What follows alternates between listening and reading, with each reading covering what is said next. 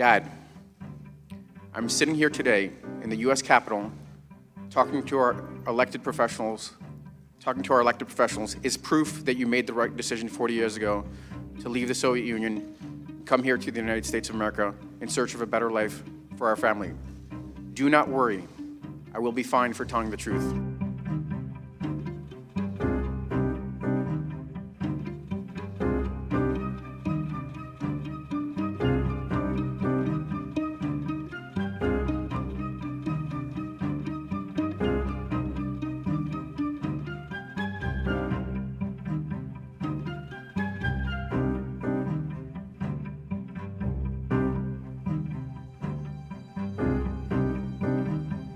How many officers in the United States Army can pinpoint exactly the moment they made the difference? And that seems like a small price to pay, a small sacrifice for my nation.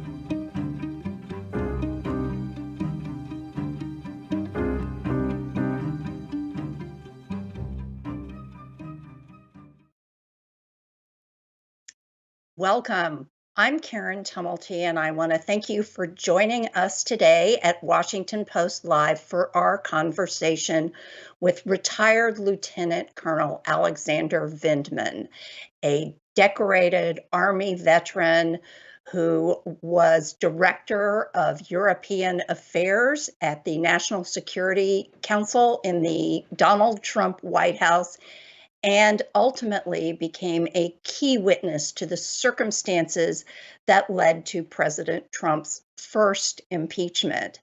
Thank you so much for joining us today, Colonel Vindman. Thank you, Karen. I'm looking forward to this conversation. Well, I would love to begin our conversation by talking about the circumstances of July 25th, 2019. When you were a witness to a phone call between President Trump and the newly elected president of Ukraine, a phone call you were very eager to see happen because you thought it was a matter of national security. But then it takes a turn. You had dealt with President Trump. Can you describe the turn the conversation took and whether you were surprised by it? Sure. So I was eager for this conversation to occur, as you pointed out, but I was also apprehensive. Over the preceding months, you might recall there were all sorts of stories starting to circulate that involved Ukraine and president and elements of the president's inner circle, including Rudolph Giuliani, rabble rousing and demanding that Ukrainians conduct an investigation into Hunter Biden and and some way tarnish then former Vice President Biden. And all these things had been unfolding with some significant consequences, including the removal of Ambassador Masha Yovanovitch, from the post of ambassador to Ukraine. Part of our inauguration, presidential delegation to their inauguration, was derailed when the president directed Vice President Pence to withdraw based on the fact that the Ukrainians weren't responding swiftly or seriously enough to these demands. And then there was the hold on security assistance that I had to manage. And frankly, it was in the shadows initially, and I brought it into the interagency apparatus by putting it into what we call the NSC, the interagency process. And all these things led up to two critical engagements. One, July 10th, which was where Gordon Sondland suggested this quid pro quo, an investigation in exchange for a meeting. And then July 25th, where the president's own hand became apparent, and the president, it was apparent then that the president was the driving force for this investigation. And basically, when you hear the president of the United States say to the new president of Ukraine, you will get this badly needed aid if you will launch an investigation into now President Joe Biden and his son that could actually help secure Trump's reelection, you are trying to figure out what to do with this information. And the obvious thing to do is to go to the ethics officer, which, as fate would have it, and your book, Here Right Matters, is very much of a family story. But as fate would have it, the ethics officer that you are to go to is your identical twin brother. You've had parallel military careers, but it is only in the National Security Council that the two of you find yourself in the same spot. Can you describe this conversation with your twin brother and how this then shaped your thinking going forward? So I would suggest that maybe the notion of taking this to the proper authorities was not a difficult decision, and it was not something I really had to think through in great detail, based on the events of July 10th, and where again this enterprise was brought into official channels. Gordon Sondland proposed a quid pro quo, where there would be an investigation in exchange for a meeting. That was with Ambassador Bolton. I reported it immediately to John Eisenberg. So this was the second time that I was reporting a similar enterprise, except now it was the President of the United States. And when I walked into my brother's office after this, I told Eugene, I closed the door, I told Eugene, if what I'm about to tell you ever becomes public, the president will be impeached. And I guess that was a keen recognition of the import of that moment, the gravity of the situation, maybe in a certain ways a prescient statement in that the events unfolded the way they did, but I didn't really in any way have any understanding that this was going to become public. I thought this was going to stay in the classified channels and the government channels, and in going and having Eugene in tow with me when I reported to John Eisenberg, the same person I spoke to, the senior NSC official. My hope was that, or my understanding, my expectation was that these folks were going to do their job. John Eisenberg was going to counsel the president on his wrongdoing, and the president would reverse course, as has happened under my own experience so many times when the president issued an ill-advised tweet or kind of made a statement and then was corrected and would have to backpedal. So that was the expectation in going to the White House officials, the other White House officials in the legal shop, and taking my concerns to them. And the other person who is such a big figure in this book is your father. When you do find yourself suddenly a public figure, suddenly a target of all the rage of President Trump and his supporters, you addressed your opening statement with that memorable phrase, "Here right matters," which is the title of your book. You addressed that to your father and his immigrant story. Yet, interestingly enough, your father, a conservative, a Trump supporter, had actually urged you not to testify. Could you describe that exchange? Sure. So thank you for asking this question, because I recognize now that I didn't give Eugene as much credit as he deserves. In this statement, in this part of my opening statement, it was Eugene's idea to actually make a reference to my dad, who was extremely anxious about what was going on. Eugene and I, had been working at the National Security Council for months, for actually almost a year at that point, or a little over a year. I joined July 16th. And we commuted together. Eugene's a neighbor, lives 4 doors down from me, so he was instrumental, all along the way.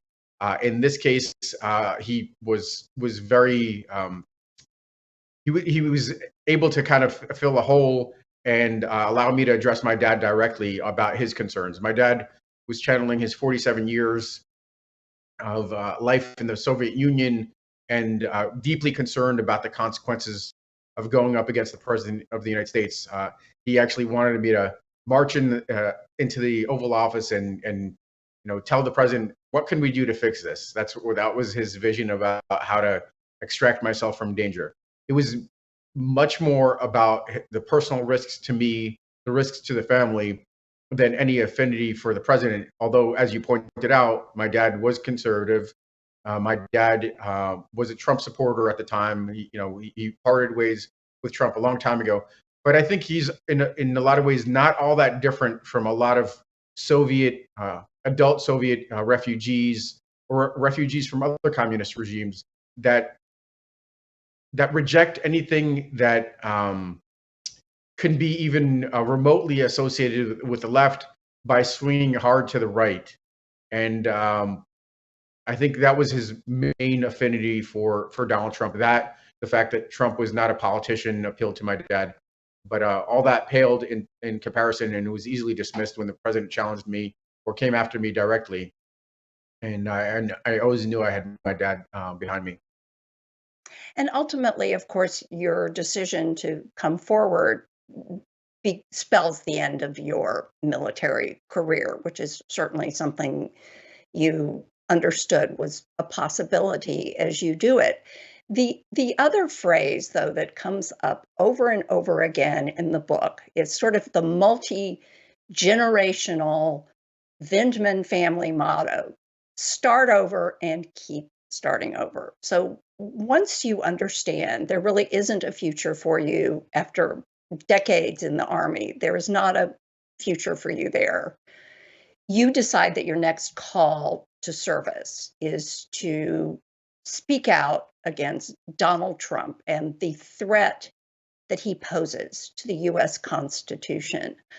Colonel Vindman, Donald Trump is no longer president. Is he still a threat to the US Constitution and our democratic system? He's an enormous threat. I was a reluctant actor in the political stage. I was drawn in, kicking and screaming, I guess. I still adhere to my principles of being apolitical. I mean, that might change eventually, frankly, but I'm trying to not be drawn into kind of a purely partisan engagements. But at the same time, I can make cold, hard calculations about the threat the former president of the United States, Donald Trump, poses. He continues to pose a keen threat based on propagating this lie that the election was stolen. In fact, he was the one that was trying to steal the election from President Biden, who was elected, lawfully elected. He attempted to launch an insurrection. He attempted to continues to drive a wedge between the American public on the left and right, and demonizes the Democratic Party or anybody that's actually not a supporter of his. I don't think. I mean, it's not just the Democrats, frankly, that he attacks. He attacks Republicans that don't support him. He's a vile man that has done more damage to the United States than any other leader in recent U.S. history. So, Colonel Vindman, are you telling us you're thinking of running for office? I'm not saying that, but I don't also want to be disingenuous. I would say that I'm very reluctant right now. People have actually approached me and suggested that I run for office, and I've put them off. I mean, there was a point in time in which I was asked to speak at the Democratic convention, and I put all that kind of clearly partisan activity off. But I have engaged with representatives and political actors that have maybe offered a different perspective on how to continue service.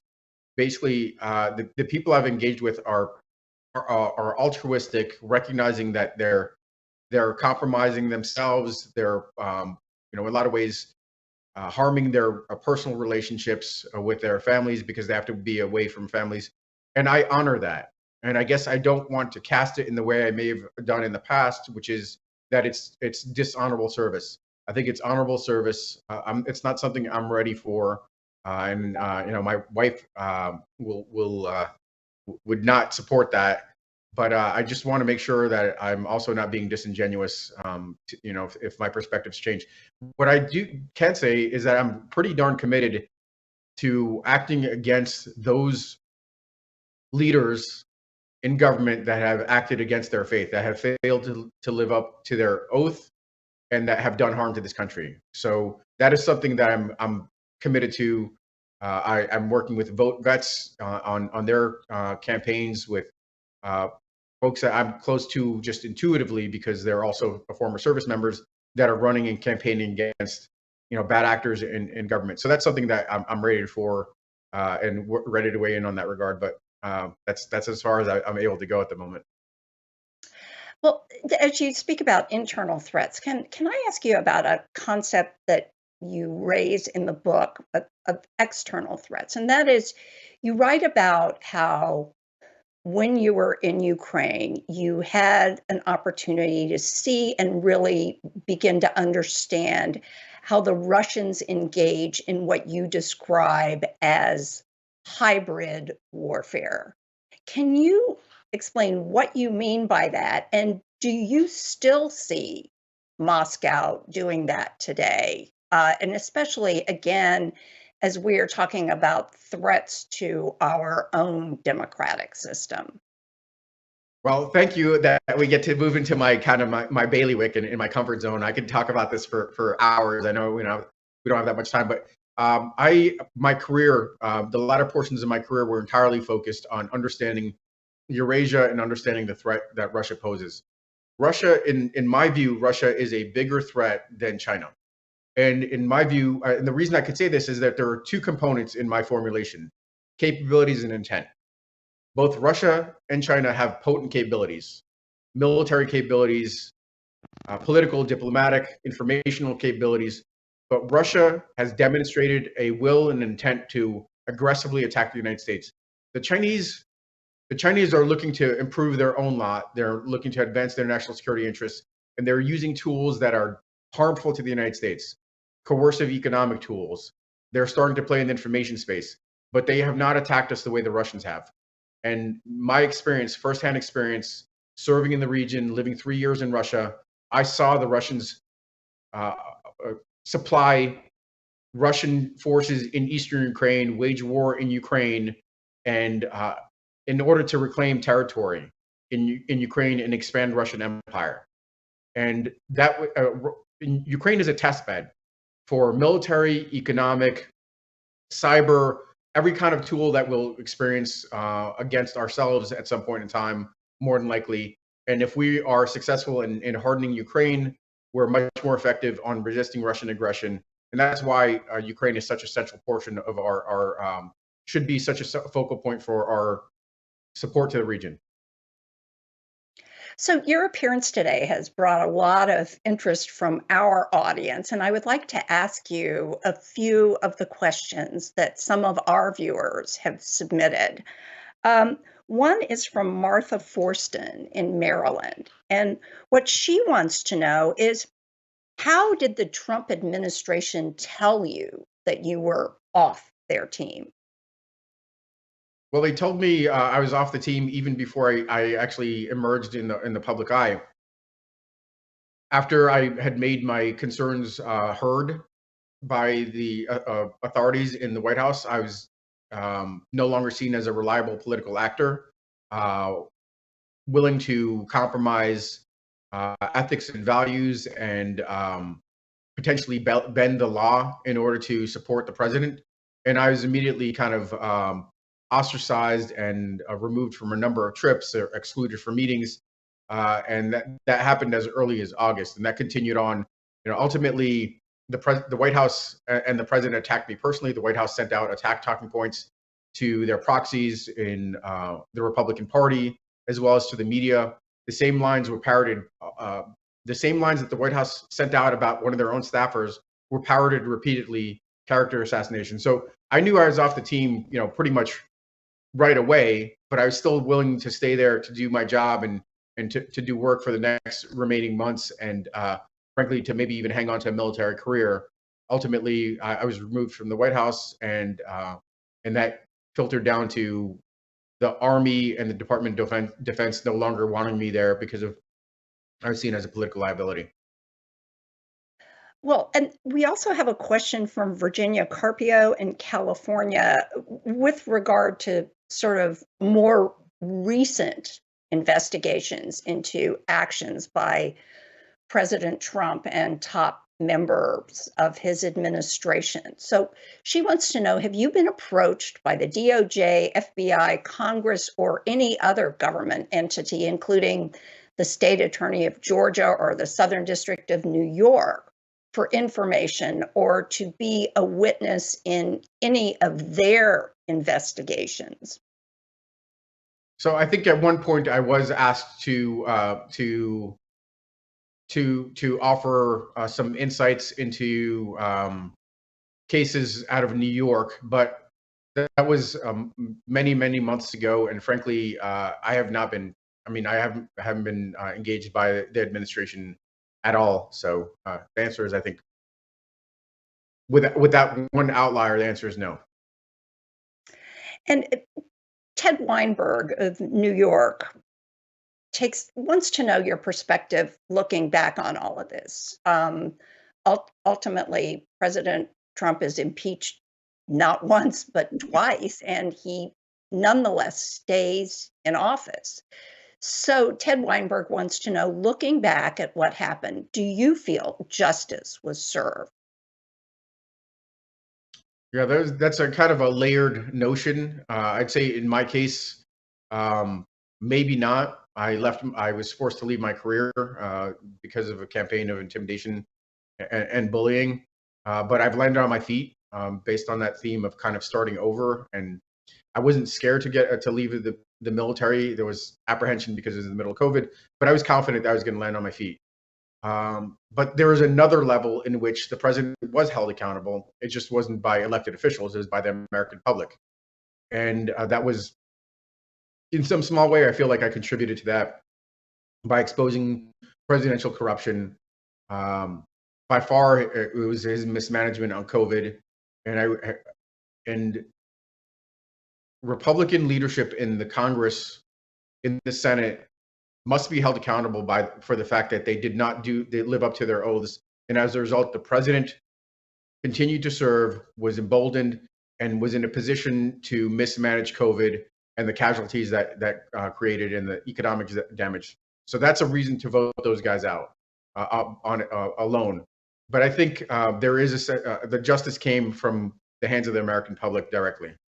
So, so. So, could you describe in a little more detail that again, your new call to service is speaking out.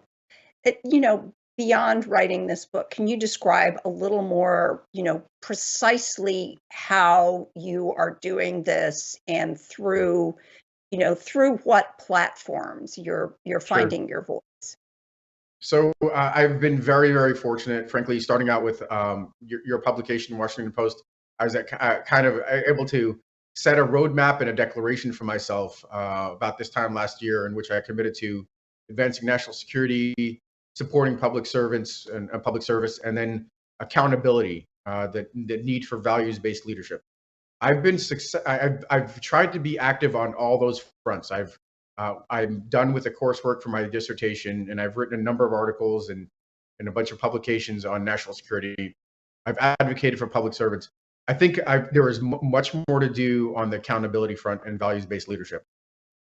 I spoke out about President Trump in September of last year, going into elections, so I could help dispel notions of good governance and expose corruption. I've written articles to that extent. I joined the board of the Renewed Democracy Initiative, in which it's a nonpartisan or a bipartisan. We'll just go with a nonpartisan group of folks that from both the Republican and Democratic Party that seek solutions that could reduce the polarization in this country, harden it against the next attacks, both external and internal. And as much as possible, I'm trying to be active on the accountability front. As a matter of fact, I'm working on something right now to encourage the current administration to not have some wishful thinking about accountability and apply additional resources to accountability. Because unless we kind of deal with the open wound of from the previous administration, from the continued propagation of the big lie, we can't really move forward. So specifically, what would you like to see done in terms of accountability? Do people need to go to jail? Does President Trump himself need to be prosecuted? Well, I think there shouldn't be what self-deterrence is another term I use in the book. We shouldn't be self-deterred. The administration shouldn't be self-deterred based on some high-minded notion that it could smack of retribution.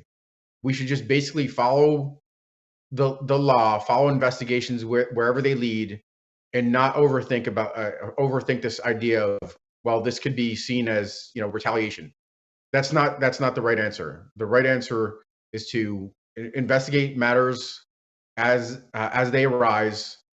Um, the Republican Party is going to probably attack the current administration regardless of what they do and call them partisan actors or whatever the case might be. And then really, at one point, I advocated for this idea of a Truth and Reconciliation Commission. It would have been a bipartisan commission to investigate wrongdoing. That looks like it's not going to happen. Obviously, the January 6th commission is not bipartisan. So the Democratic Party and the majority party in power might need to go it alone, as uncomfortable as that might be. They just might need to go it alone and continue to do what they think is right. They're the party that was elected into power, and they need to exercise that power based on the will of the people and move things along. And implication is there might be some implications to retaining the filibuster, whether it's time to dispense with it. I think that's something that needs to be examined very carefully. Well, Colonel Vindman, you bring up January 6th, and that is precisely what I wanted to ask you about in the minutes that we have remaining.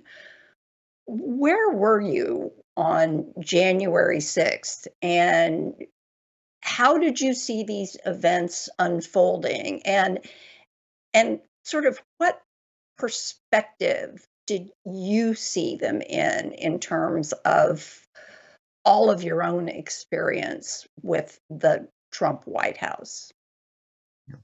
My initial, I was at the gym. My wife called me and she told me, "Do you know what's going on?" And she filled me in.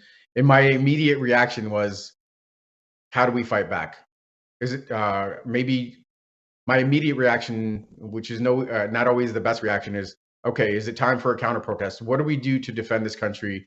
What do we do to defend the Capitol building? Quickly, I saw the reason to not do that, because it would create much unrest in the streets and help the president, frankly, with maybe an invocation of the Insurrection Act. But I started a different kind of campaign with the Renew Democracy Initiative, which was a movement to identify what democracy means to true patriots. And that's moving on to other kinds of activities in the space to cast an affirmative notion of the United States still as the shining city on a hill. I still believe that this is the greatest country in the world.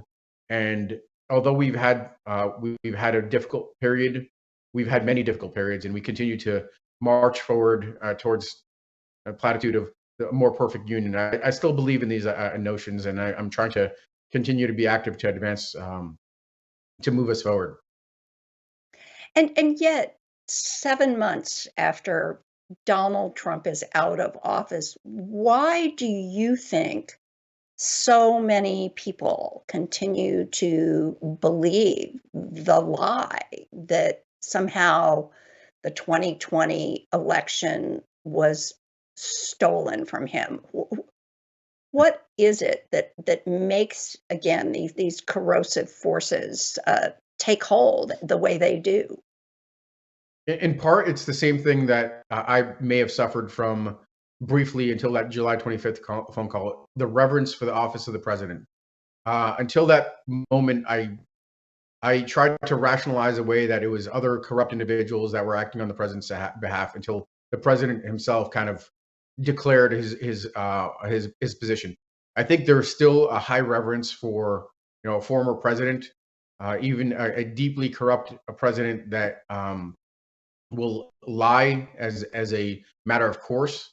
And even though he's been silenced, or he's been taken off Twitter, where he's lost part of his megaphone, he still has access and a way to propagate those lies, and that's being magnified by Republican actors that see some benefit in catering to the president, even though they themselves believe that the president is lying. So it's unclear what the ultimate solution is, but part of this is to run good candidates against these individuals. They lose. The president gets prosecuted for his corruption, and that's a slow healing process. Well, unfortunately, that is all the time we have today. But again, Colonel Vindman, congratulations on the new memoir, and thank you so much for joining us today. Thank you. And I'm Karen Tumulty, and as always, thank you so much for watching and joining us.